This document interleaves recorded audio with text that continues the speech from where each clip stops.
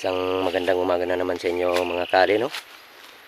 So ang oras nga pala natin ay alas 10:30 ng umaga, no? At medyo tanghali na nga. Medyo naarawan na tayo. Medyo tanghali na ng konti, no? Alas 10:30.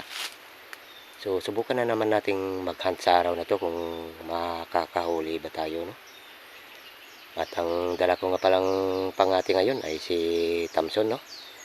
So ipapakita natin ulit kung hindi ba nagbago yung kanyang mga galaw sa mga paglimlim, no? Dahil sa limlim pugad lang ang kanyang diskarte, no?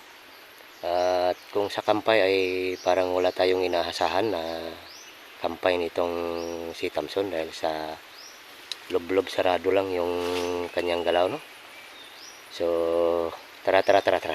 Hanap tayo ng mapagsisitapan, no? Let's go!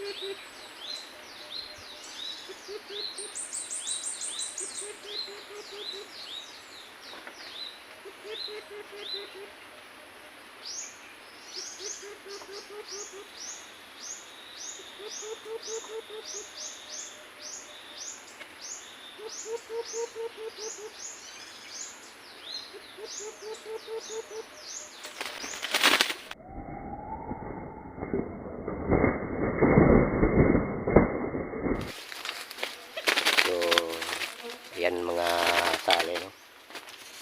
Nakahuli agad si Thompson dito sa spot natin to. Dito pala sa spot na to ay spot ito ng ating pangati na si Pepe, na kung maalala niyo ay yung nakadouble tayo dito, no? So ito pa rin yung spot na yun. Ito yung ano, yan. Ito pa rin yung spot na pinagsitapan natin kay Pepe nung nakaraan, no? Nung naka-double cuts tayo dito, no? So ngayon ay si Thompson ay nakahuli rin ng isa, no? Yan. So yan, subukan pa nating mag-sit up ulit, no?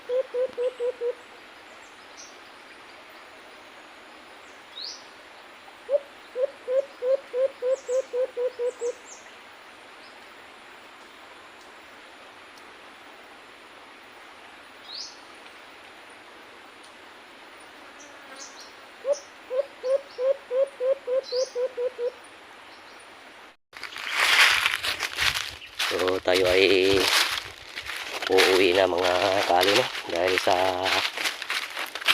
napakahina yung lapit ng alimokon sa ating katian, no?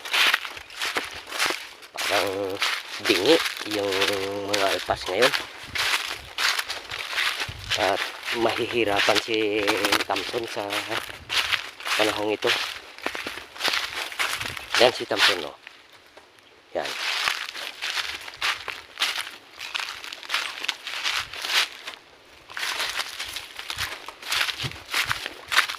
Lalakad papuntang motor natin, no?